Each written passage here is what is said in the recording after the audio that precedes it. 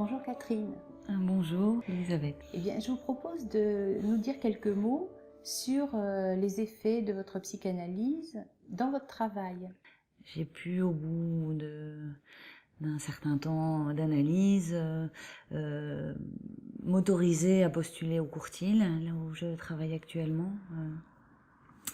N'ayant pas le diplôme que je supposais nécessaire et une condition pour entrer au Courtil, je n'avais même jamais eu l'idée d'y postuler.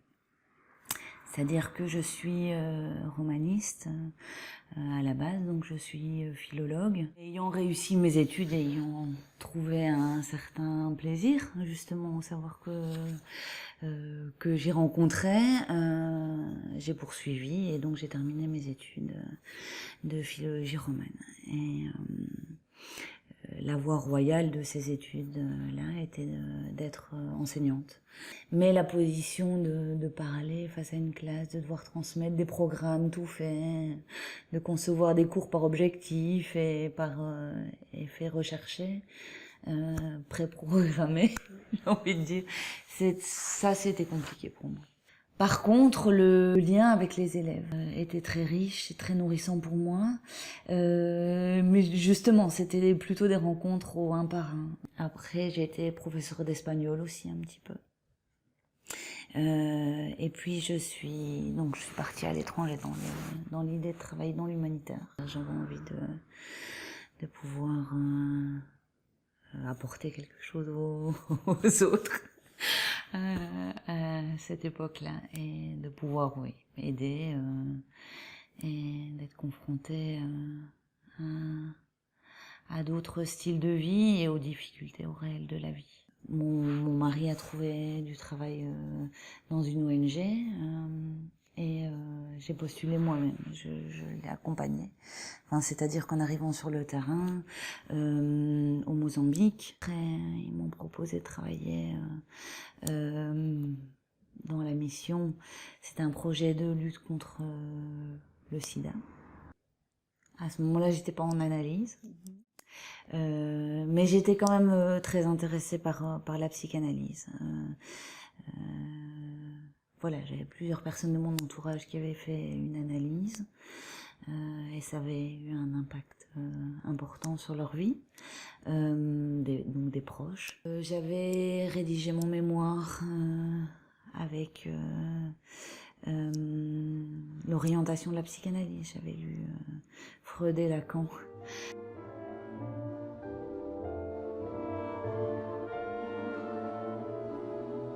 En revenant en Belgique, j'ai travaillé dans une institution qui s'occupait plutôt de prévention des assuétudes. Et je travaillais donc dans une équipe qui était une institution en général qui était très fortement orientée par la psychanalyse. La psychanalyse m'a obligée quelque part à trouver ma voie, la voie qui m'était singulière. Et puis en discutant avec certains membres du CIEN qui m'ont demandé si jamais pensé postuler au Courtil, ça s'est éclairé pour moi.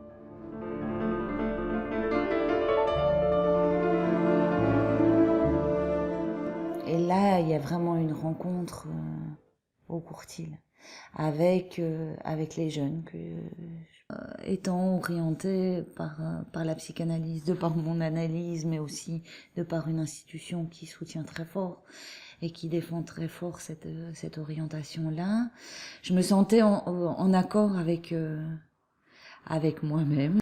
À la fois, ça me donnait des pistes pour supporter le réel de la psychose, parce que c'est pas évident. Enfin, et pour trouver une position qui me paraissait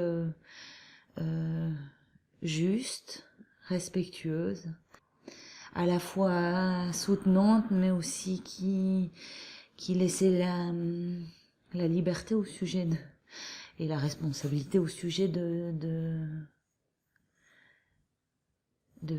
trouver ses solutions, de trouver ses ses propres ressources.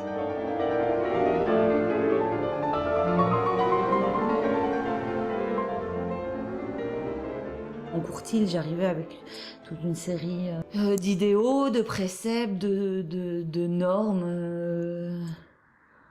que je pensais qu'on attendait de moi, c'est-à-dire au Courtille, étant orientée par la psychanalyse, il n'y a aucune règle qui ne vaut pour elle-même. À l'issue de ma nuit, si mon collègue était arrivé, j'aurais dû avoir quitté les lieux déjà depuis longtemps, et puis je me trouvais comme ça dans un tourbillon aussi de demandes de la part des jeunes, et tentant d'y répondre, prise moi-même dans un certain emballement qui faisait que j'arrivais pas à m'extraire du lieu. Ce jeune qui me dit bonjour et me dit avec un petit sourire alors Catherine, t'as fini de sauver le monde. Ça faisait écho évidemment à tout mon parcours. C'est l'analyse qui m'a permis d'entendre ça et de ce que je logeais comme part de jouissance dans le travail même. Il y avait une jeune fille qui m'a beaucoup appris. Elle avait l'habitude d'exiger qu'on lui fournisse de l'argent. Si on lui refusait, elle pouvait passer à l'acte. Et donc elle m'a appris aussi à ne pas être dans une structure binaire de refus ou d'acceptation, mais de me saisir de ça, de cette exigence pour la transformer ensemble en une demande, hein, passer par l'autre, rallonger le circuit, être une occasion de rencontre, c'est-à-dire pouvoir supporter au départ que ça en passe par des cris et par une certaine menace, et puis donc aussi l'audace de se confronter à ça, et de pas fuir ou de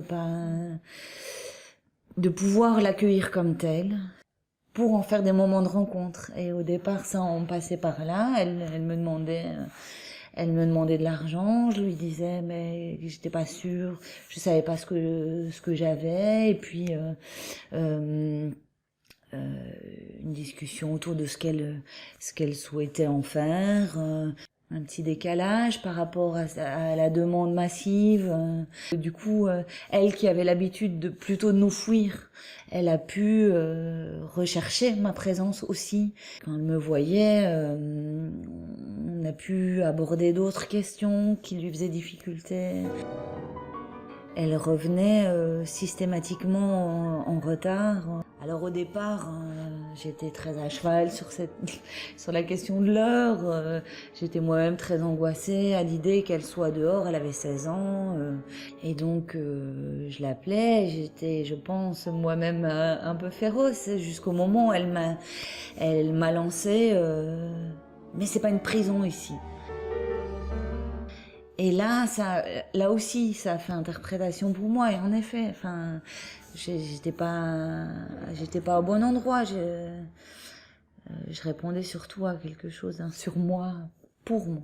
Je me suis moi-même décalée du fait qu'il faille qu'elle rentre à l'heure. Et ça menait à une discussion, à une conversation un peu sur le bord avant qu'elle n'aille se coucher, et c'était très intéressant parce que au départ on n'arrivait pas à nouer quelque chose du travail avec elle, et c'est d'avoir pu me confronter justement à cette question de la règle, pouvoir supporter qu'elle la transgresse sans que ça ne vienne m'affoler moi quelque part, qui a pu permettre que autour de ces questions-là on ait pu nouer un autre lien.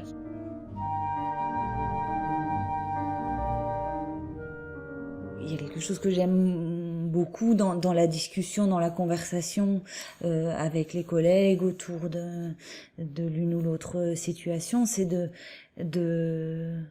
il qu'il y a quelque chose de la surprise qui émerge. Et ça, c'est vraiment très joyeux. Ça, c'est un des effets majeurs de l'analyse. La possibilité d'apprendre, d'aller plus loin, d'être autre aussi soi-même.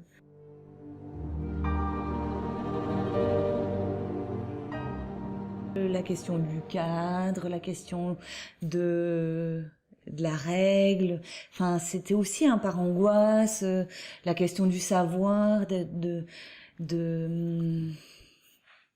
bien travailler à l'école, de tout ce que l'école m'apportait comme structurant et comme sublimation aussi, possibilité de sublimation aussi de ça.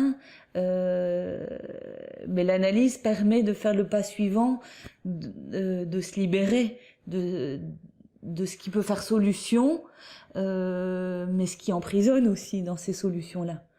Pourquoi j'ai eu peur de faire une analyse? C'est que j'avais peur que ces repères-là, ces parangoisses-là, ces repères symboliques auxquels je m'accrochais, j'avais peur que tout se déconstruise et que je me retrouve confrontée au réel et au gouffre, au vide. C'était aidant aussi, ça n'est pas qu'une prison. Et justement, l'analyse permet de voir ce qui, dans cette ressource-là, est une prison quand même. Et vient faire barrage au désir, vient faire barrage à la liberté, qui advient quand on peut assumer sa propre singularité, son style.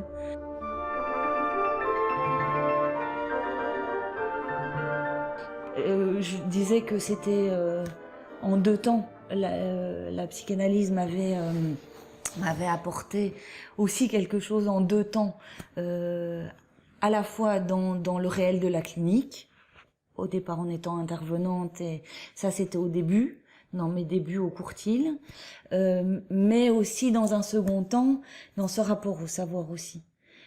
C'est-à-dire, j'étais quelqu'un de très inhibé, qui avait beaucoup de difficultés dans la parole. Donc quand je prenais la parole en public, je devenais toute rouge, j'achoppais sur les mots, j'osais pas prendre la parole en réunion d'équipe, ou quand je le faisais parce que le désir était plus fort, et donc m'amener à prendre la parole tout de suite, je le regrettais, je me disais, moi, qu'est-ce que j'ai dit? Il y avait quelque chose qui m'échappait évidemment dans le fait de dire. Et ça, c'est aussi ce qui est formidable au Courtils, c'est que on laisse pas les gens tranquilles.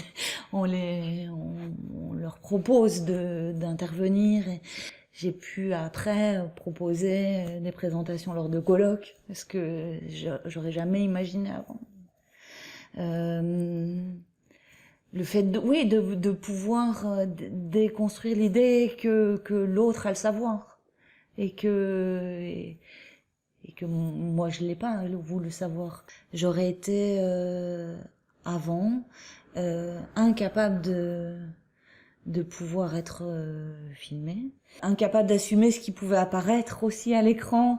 Comme je vous disais, il s'agit pas de moi. Enfin, il y a quelque chose où je me suis décollée de ce que je veux laisser paraître ou ce que je veux cacher. Enfin, je me dis, ça se passe dans la rencontre, et avec ce qui peut émerger, ce qui va me surprendre aussi moi-même, c'est aussi pouvoir faire avec ça. La surprise et ce qui apparaît justement dans ce qui nous échappe, et pouvoir accueillir ça. Et dans le travail et dans l'analyse, c'est quand même les plus grands moments de joie.